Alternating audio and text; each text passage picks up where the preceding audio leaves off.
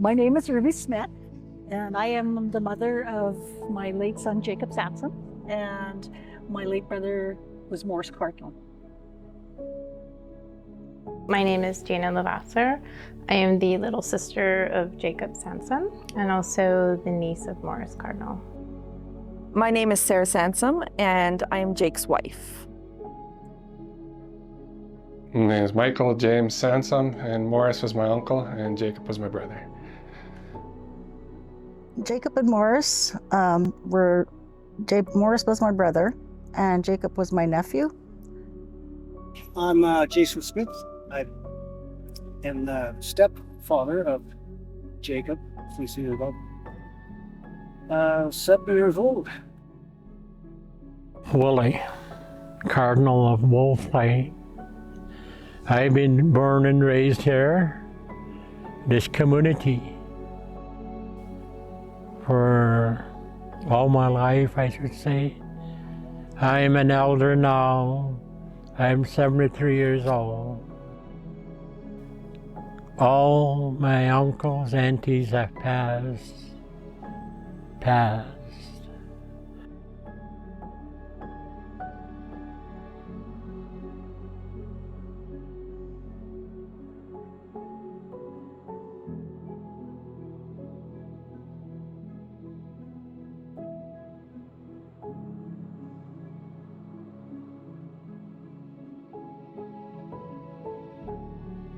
Maurice was a very selfless person. He lived large. He liked to live life very large. He was very giving, very kind. The best person you'd ever meet. He was the type of person that would give a shirt off his back.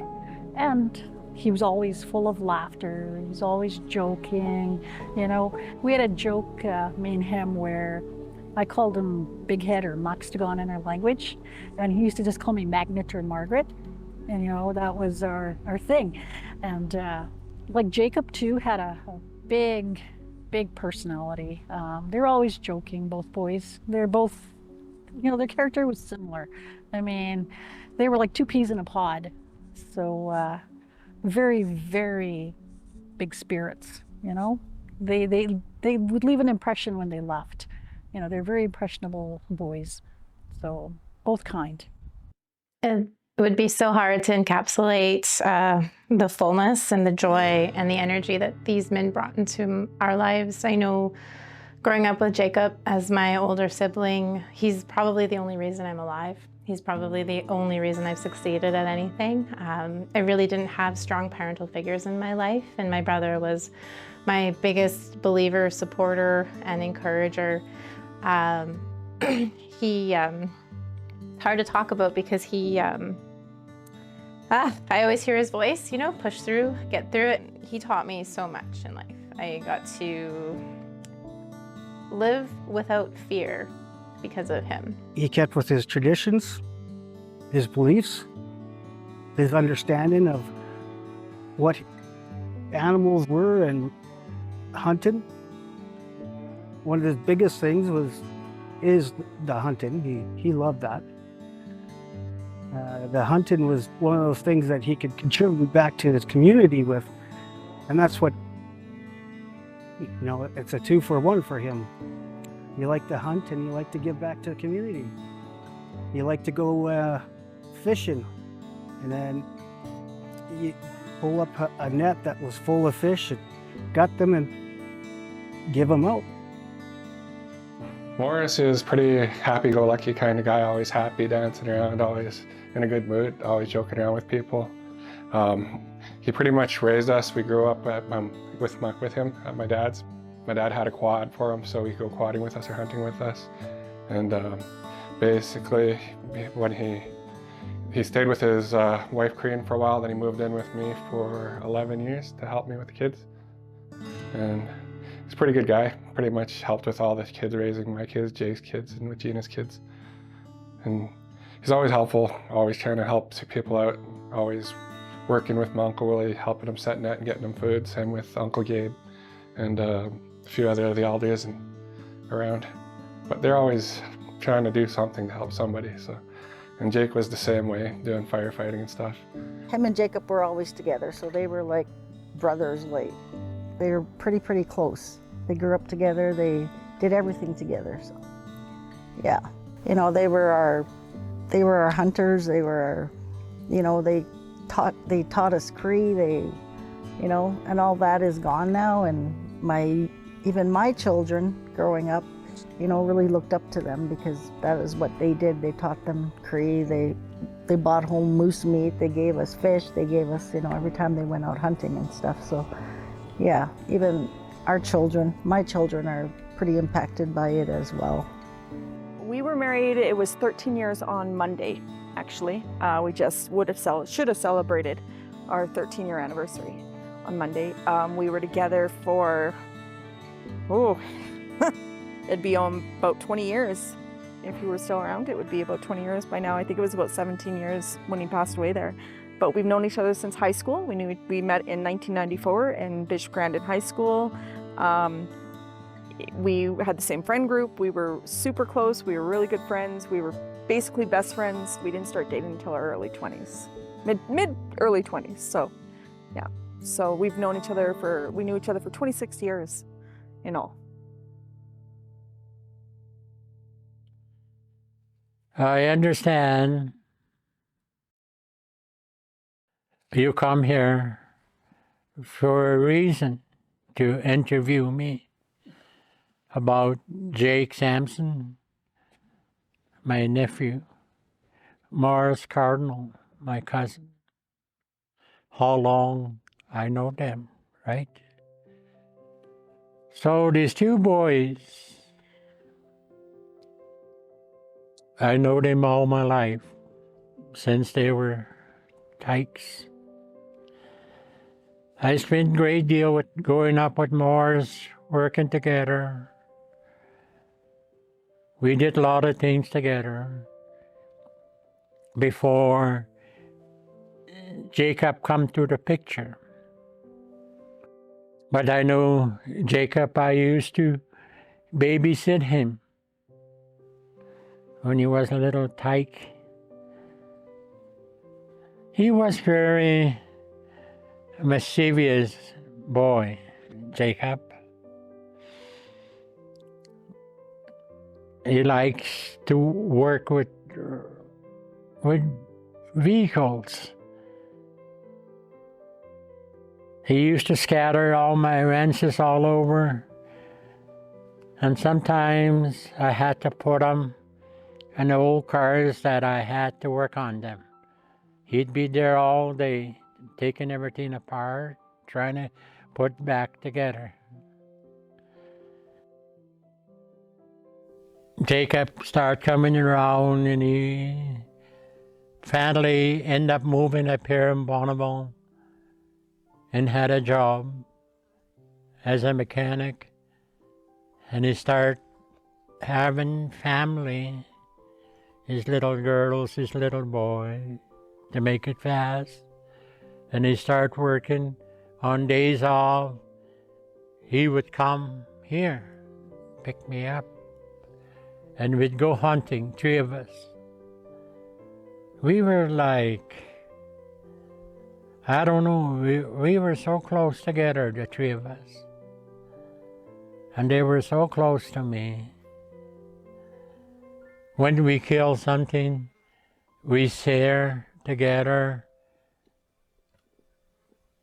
with the families. And one by one, our dads left us, passed away. And we carry this culture, like tradition. When my dad passed away, I had to take over the culture, the sweatlons, the pipes,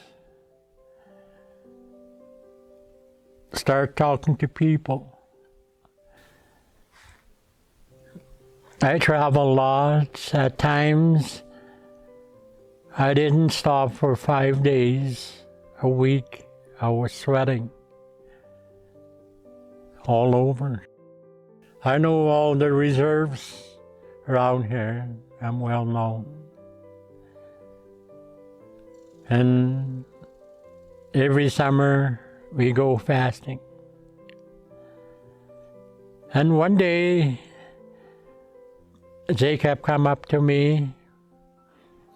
He told me he liked what he see. I was teaching him, talking to him when we were hunting. But Maurice kind of knew lots about it, but Maurice was different. But Jake was really interested in it to become a pipe holder. But I told him that it's not easy at times, I said. There's don'ts. You really have to watch yourself if you want me to teach you. He said, okay, Uncle. I will do whatever you told me to do.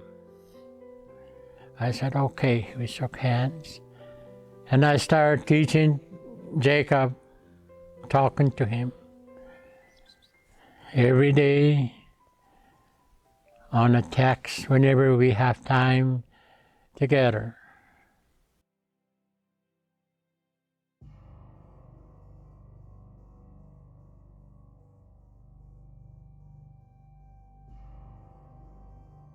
So I guess it would start with Jacob and Maurice were going on a hunting trip.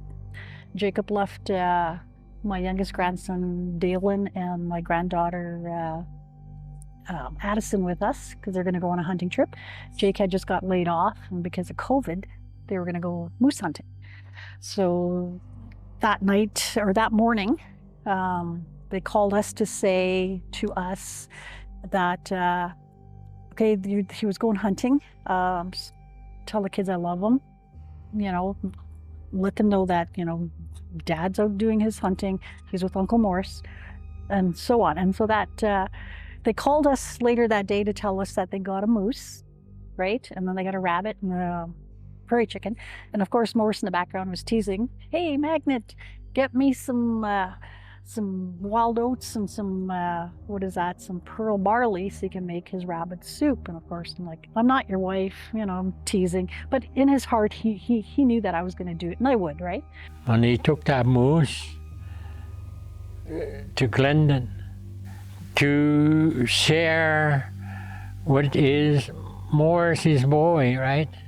After that, they decide to come home. And they stopped that driveway. That's where the trouble started. That guy figures they were thieves. Actually, Jake and I were texting, and they don't know for sure, but he slowed down in front of Roger Bilodeau's house. Not on the driveway, not on the property, just in front of his house. And we kind of think that because we were texting back and forth at the time that he slowed down to actually answer one of my texts, because that was the last text I got from him. They continued on their way. They were about 3 minutes down the road before Roger Bilodeau even left his driveway. But Roger's son, Joseph, had looked out the window, saw their truck slow down and said, "Dad, I think that's the thieves." They claim that there was a white truck in their driveway in the morning that day, and they claimed that they thought it was the same truck. Jake's truck was a dark navy blue.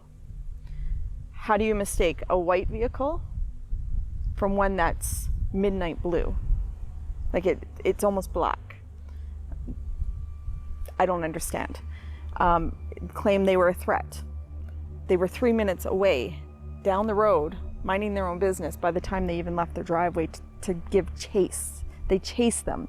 Jake and Maurice originally were doing about 80 kilometers an hour, rural road. The other two caught up with them in minutes. And the reasons for doing this, the reason that they came up with for chasing two people down in two different directions for 8 kilometers and making sure that there was a gun on the way is because Jacob and Maurice stopped in front of their house for a small period of time. Probably to either text or maybe Maurice relieved himself. We don't know what the story is, why they stopped. We just know that there was a 160-kilometer chase, 150-kilometer-an-hour chase in two directions, and they were gunned down for absolutely no real reason. Their stories is Jake was confrontational. No, you chased him down a public road for no reason, and he tried to get away from you when he finally had enough and stopped at that stop sign in front of that gas plant. And that's when he got out of the truck and went to approach Roger's vehicle. And as the video shows, he just about got run over. He jumped out of the way. He punched the back window. They claim he violently assaulted them at this point. Again, like the judge stated, the only self-defense I saw was the boys trying to defend themselves. He opened the passenger door. I think there was like a little bit of a verbal, they claim that he violently assaulted the kid. The kid had no scratches on him. Did he touch it? No, but it was violent assault. Not a scratch on either of them. I think he realized that it was a child, and he came back around and opened the driver's door. Maurice was able to open the door to find out that it was Roger Bilodeau. The gunman got out of his vehicle, and within 28 seconds, Jacob was shot. 20 seconds of that was walking over to where the gunman was and shot Jacob through the chest. Maurice pulled the gun in defense. I know that there was no ammunition, and even the police found the ammunition underneath 3 bags. Puts the gun down in the back seat where the cops found it, trigger locked, unloaded. You know, you can see in the video how calmly that man followed Maurice and shot him 3 times, twice in the back. Anthony shot him 2 more times through the heart. One or more of the shots hit Maurice's hand. As he lay there dying, he shot him again. And then claimed self-defense, like they were threats. I don't understand. It doesn't make sense to me. And then they tried to hide the information, and they tried to hide all the evidence. And they lied to the police.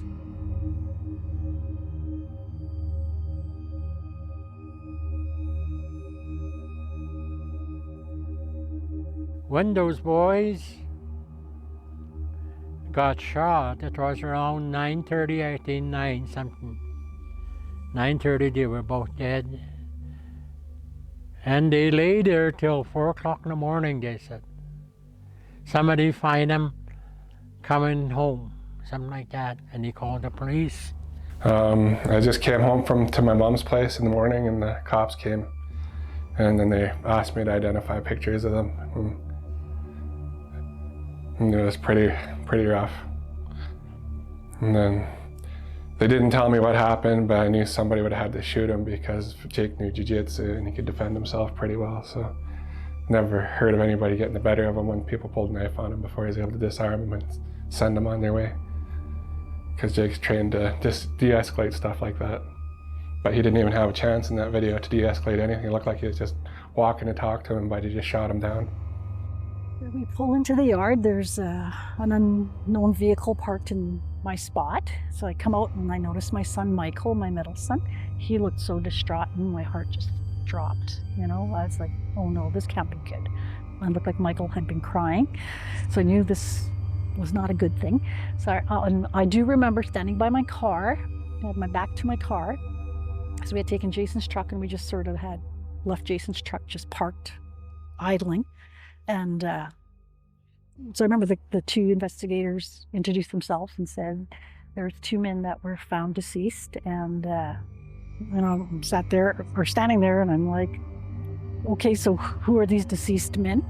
And then he was showing pictures, and then I saw a picture of a tribal tattoo, and I recognized Jacob's tribal tattoo.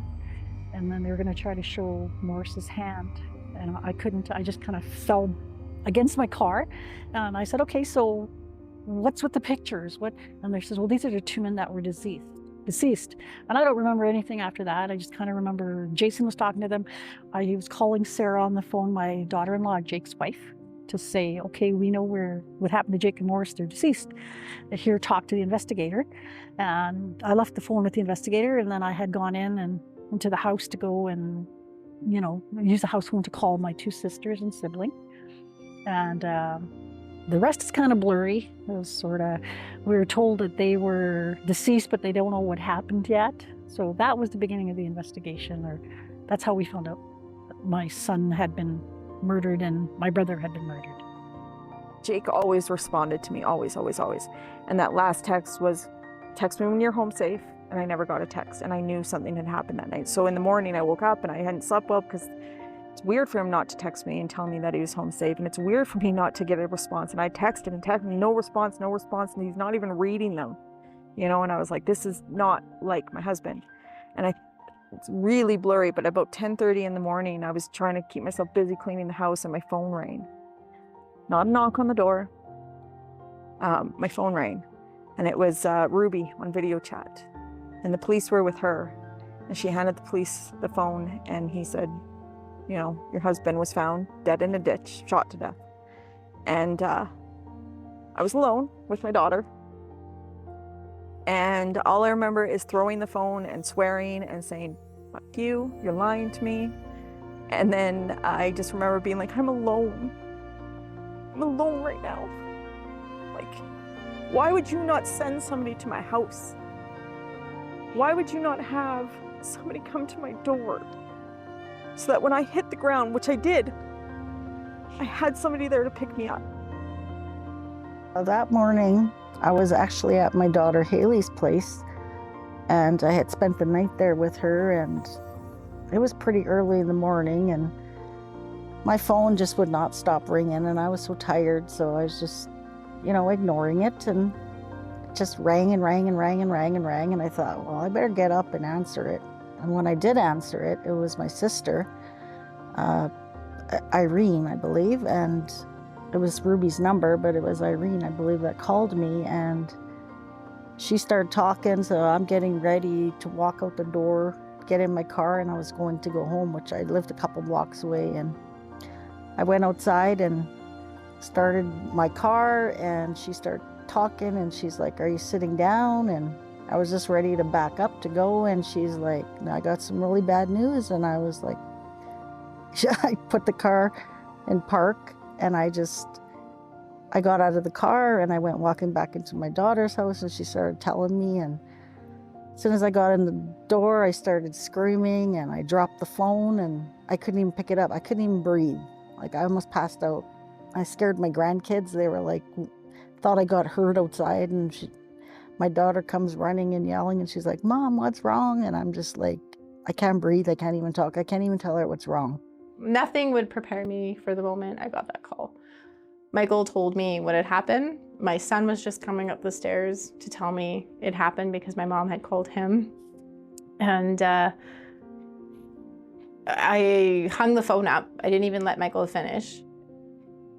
And then I called him back because I was like, no, you're fucking lying. And that's all I could say. It was like, why are you lying about this? He's like, no, Jean, it was them. It's him. It's the tattoos. The police showed him the arm photo.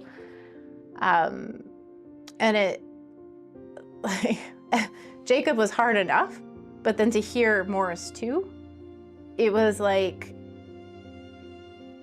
every part of me just kind of broke. It was as if I couldn't feel, think, or see, or hear anything, and my only thought was, I've got to call Sarah and the kids. I've got to get to Sarah and the kids. All of a sudden, the phone rang. It was about 10. Oh, the man, I didn't know the number. But here was my niece. She was just screaming, bawling, crying. What happened? I tried, what happened? Oh, Jacob is dead. Oh. What? I said, Jacob is dead. I just passed the phone to my wife. And my wife tried to talk to her to quieten down a little. What happened? Jacob got shot. Oh, man. I just break out. You know? I nearly fall down. And the phone rang back again. She answered it this time. He said, Maurice is dead too. No, Maurice. Both of them. That was a shock and a half for me. Just like my boys. I knew them all my life. They're my hunting buddies, fishing buddies. I was shocked. I just broke out crying. Tore everybody apart. It's just like, you know, like we said, it's surreal to everybody, you know. So, and even as to being Métis, and like, I mean, they've taken away two knowledge keepers that held all this knowledge that my dad handed down to them, right? And they took that with them, like for hunting, trapping, surviving. I mean, they were survivalists. They helped the elders. So it's a big impact, a big loss. It's been hard because without them, I got nobody to go hunt with or nobody to quad with, and nobody really does what we do anymore. So it's like all the traditional knowledge has been lost with them in the hunting. And then it's there's a lot of fear of going out there, so I haven't been going to hunt. Scared that somebody's gonna come and try and do the same thing, and worried about my kids. And then they were having nightmares for the last 3 years and bad dreams over it, that white people are coming to kill them. And it's like, so it's creating a lot of mistrust towards opposite colors for the kids. And my brother Jake's kids are the same way. They're in rough shape still, a lot of them. My girls are still having a hard time dealing with it. It just feels like it just happened. Like it's an everyday thing. Pops up in my mind. I think of them every single day. You know, I think about what happened every single day. I just wish I could turn back time, and I wish it would have ended differently. And you know, it's just it really impacts me a lot, especially if I'm at work. You know, I gotta concentrate on work, you know, and stuff. And sometimes it just gets to me. And some days I just feel totally under the weather. Like I don't even want to be at work. I just want to be at home. And other days I'll be fine, you know, and I try to remember them in good ways and try not to. I'm trying to get over what happened and understand why it happened. And you know, it's an ongoing process. And it's trauma. You know, like I said, my son, he has survivor's guilt. He thinks, and he repeats it all the time, and I try to explain to him the only people that did something wrong that night were those two men. You did nothing wrong. There was nothing you could have done to change this. And I try to tell him this all the time. It could have been worse. Could have been worse. So how am I doing as a mother, as a widow? I'm failing. I'm going to be homeless with 3 children. And Jake took care of us. And he made $200 plus a year, $1,000 a year, and I make $30,000 at most, at best, in an economy where they even say to even be comfortably without stress, at least $100 grand a year to make. I don't have child support. I don't have, you know, like, yes, there's other people struggling. I understand that. She really started to change the way she saw things and how she was interacting with the police even and the media, and just kind of like opened her eyes to a lot of the discrimination that we face with that, like, you know, and it was really difficult to be in that position, but also like unconsciously being treated differently because you are Native, you know, it was really difficult. So the funeral director actually gave my son Jacob's death certificate and all of his belongings from the funeral home, and he took off. He wanted nothing to do with my family. He gave it to a child Yeah, like I just will never, so there's so much systemic racism and oppression in our communities. And one of the hardest things is like, sometimes it's just unconscious. And a lot of people are so scared of us or think that we're not human beings. You're a thing, you're an it. You're undeserving of life. It was awful. When we heard the stories of people trying to explain why they were killed, they're trying to say that it wasn't racist and there was no racism involved, but it was the people afterwards. It was the media that made sure that the racism was part of it. And they put the idea of that racism in the heads of so many people to create the controversy to basically try to sell papers. Oh, did I ever cry?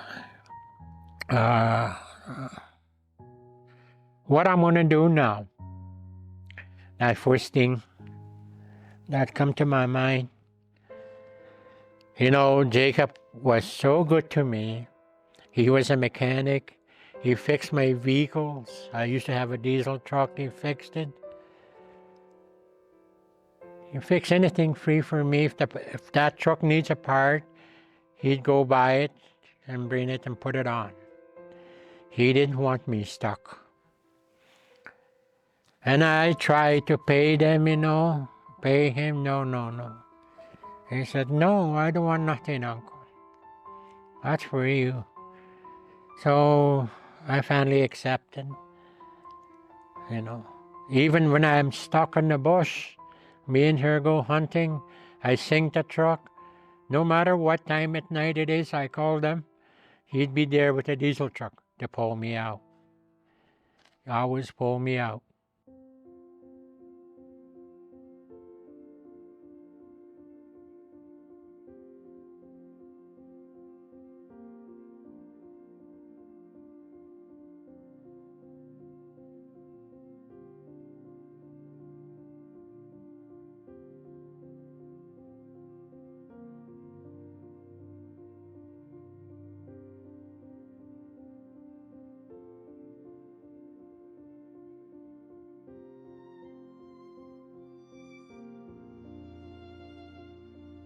Was it fast? Did you shoot him in the back? Did you shoot him in the front? Where did you shoot my son? Where did you shoot my brother? How many times, Those things I relive and think, maybe that day I shouldn't have let them go. Maybe I should have held on to them both and told them I loved them and kept them at home.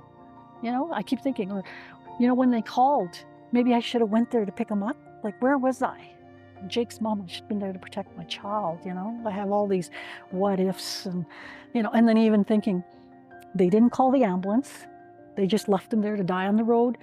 And apparently the wives knew. They told their wives. Why didn't they call?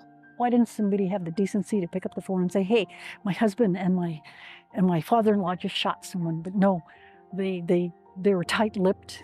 They didn't say a thing, and it was the only reason why they came in to the police station is because the cops already investigated and knew that it was them, and they're giving them the opportunity to come in and confess.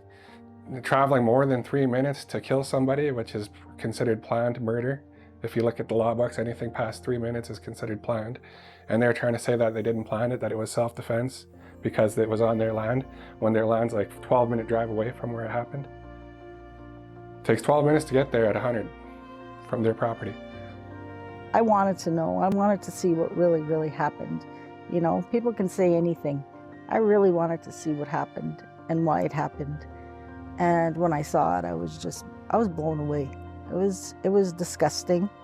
Did not need to happen.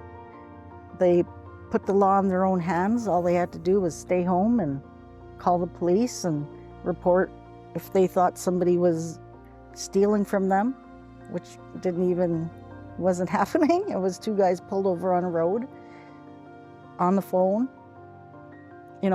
and it was senseless.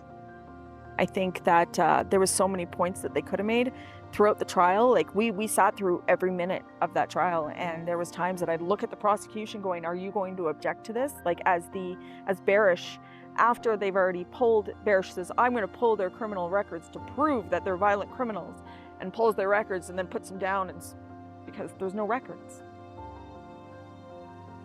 There's no records. There's no violent criminal records because they don't have violent criminal records because they were not criminals. They were good men. It's, if you go on the YouTube channel, yeah, and you'll look at, oh, just another dead Indian, or like getting rid of the Indian problem, and there's all of these like disgusting comments under there, and it's almost like it creates this us versus them mentality, and that's part of the problem with these kinds of things. And like, you're hearing all of these lies about your family that you know are good people, and you're hearing this and you're seeing it, and people are just jumping on the bandwagon and going, well, they're just a bunch of thieves, you know, they're a bunch of drunk Indians and they deserve to die, or, you know, they deserved it. There was no controversy. These people chased down, attacked, assaulted, and then were shot 2 people in cold blood with no remorse, and then went back to their lives like they did nothing wrong. And that to me was the worst part of it all, is that they believed that they were right in their own mind. They claimed that they work up one of the boys, that Anthony, that shot him. It doesn't have to happen like that. They could talk it out. Anybody can come and turn my driveway. How many people since I lived here? Turn on my driveway, back to Wolf Lake. I didn't grab a gun and chase them. So with the court, that we went through this not understanding how the court procedures and some of the court system work, that in its own kind of set us back, because, you know, we weren't understanding what was happening. And then the fact that they put Jacob and Maurice on stand, or on trial, so to speak, as opposed to putting the Bilodeaus, you know, it was all about Jake and Maurice suddenly, you know, and then they did this character witness on them, and we had to remain quiet. We weren't allowed to say anything, or to, you know, all this bad stuff they said about the boys, and they made them sound like that they were the aggressors, they were thieves, they were alcoholics, they were this. None of that was true, but we were never given the opportunity to defend them. And this, the way this court worked, the justice system needs an upgrade, a huge upgrade. It's been a hard one.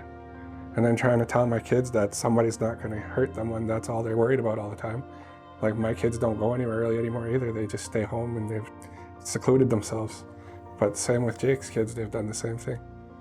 They've secluded themselves because of what's happened, and they don't really trust people or go anywhere. And it's hard to tell them that it's going to be okay if you leave, but it's like, even for me, it's a hard time believing myself, telling them it's going to be okay if we do something or send them out somewhere. They're like living in fear, living in their bedrooms now. The way that, how low they had to go, like seriously, to try to save these 2 people that did that was unreal to me. I could not believe it. It was like how dirty they got and how dirty they were. The fact that the jury never got to see who Jake and Maurice actually were, the prosecutors never told Jake and Maurice's life. They never took that to rehumanize them after the defense has dehumanized them for almost a month straight. Because, you know, it was a long trial, and the whole, every day, the thieves, you know, these violent men. They tried to use Jake's jiu-jitsu training against him. Oh, that makes him so dangerous. He could kill somebody with his bare hands. Did you know that? Because, you know, with Anthony and Roger, like, I would never be at a space, I'm not even there to even be able to sit down in a circle with them or have a conversation with them, because of how ugly that trial was, and how much they hurt my family, and how they tore my brother and my uncle apart. They didn't even use their names in the trial. They called him the big one and the little one, or the fat one and the skinny one. Yeah, that lawyer used so many stereotypes. It's almost like he used psychology to win that trial and that jury over because of that systemic racism and oppression that is just so saturated in our communities, and it's just normal, right? That unconscious bias. Like, he really manipulated and used his words in a very cunning way to just tear them apart. And so it is a lot of trauma. It is a lot of grief. It is a lot of hurt because you see it everywhere. And in my work as well, for our young girls, our young moms, and even our young men. In a perfect world in the justice system, what I would like to see is that if someone commits multiple crimes like this,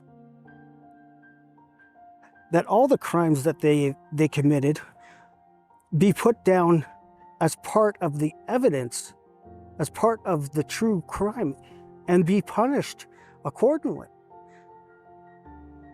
The multiple gun violations that they did, just driving, the multiple things that they did in that 7.5 minutes, all of it was completely unjustified and against the law. It was a basic vigilante attack, and they got away with it. And they got away with killing 2 innocent people that had nothing to do with their vigilantism. But they still got away with it.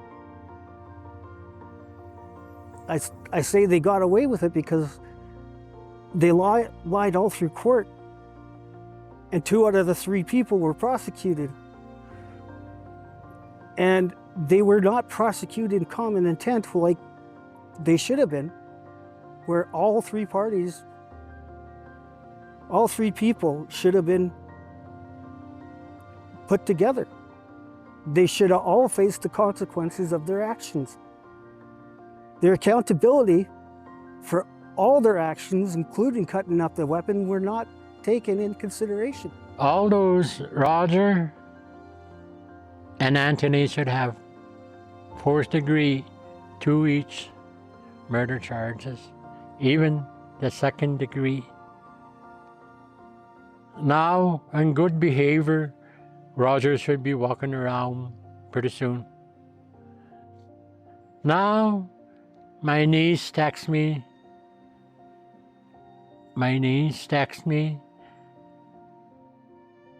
They appealed the case. So we don't know what's going to happen yet. Maybe they'll walk out free. Maybe they'll get worse, because appealing is either win or lose. They just about walk out scot-free if it wasn't for that camera. Luckily, the camera had evidence when Jacob got shot and Maurice. And if it wasn't for that camera, they would be free today.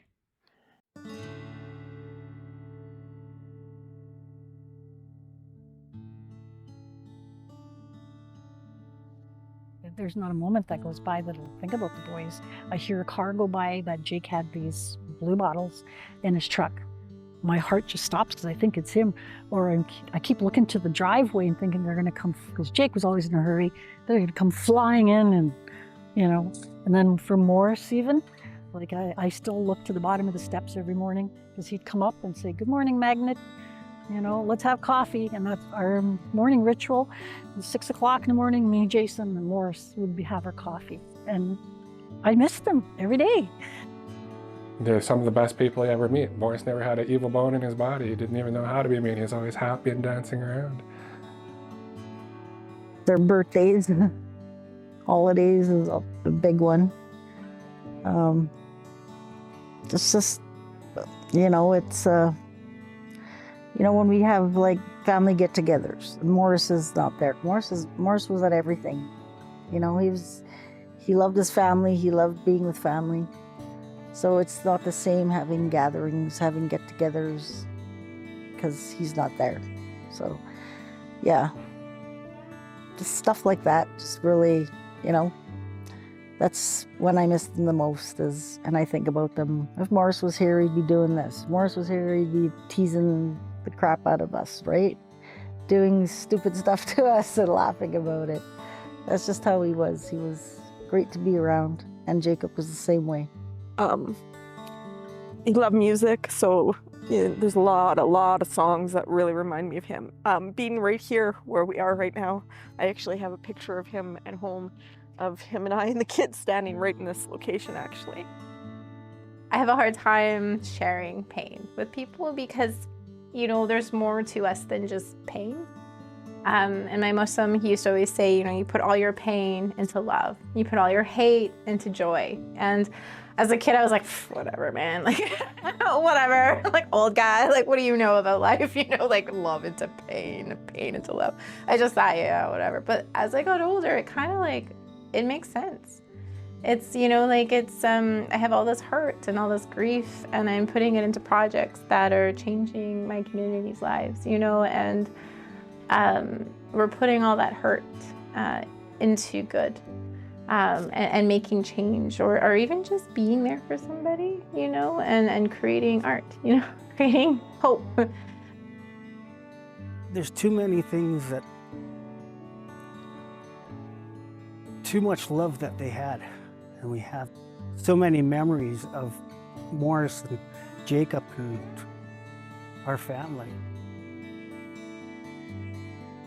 It's difficult to do a lot of those little things that we used to do.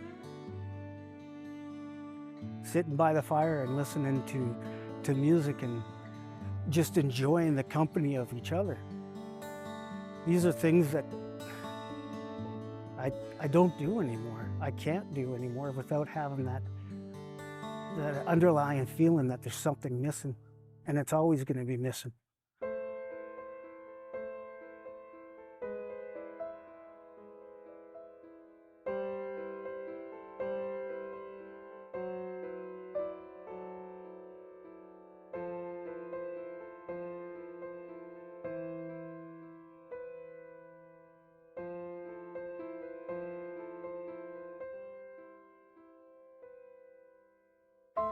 From that day, the boys were gone. I suffered depression. I didn't tell nobody. And sometimes I said, I wish I was there. I wouldn't have to put up with this. You know, it was very hurtful. I just wanted to give up everything, just drop everything. That's how close we were. They were just like my sons.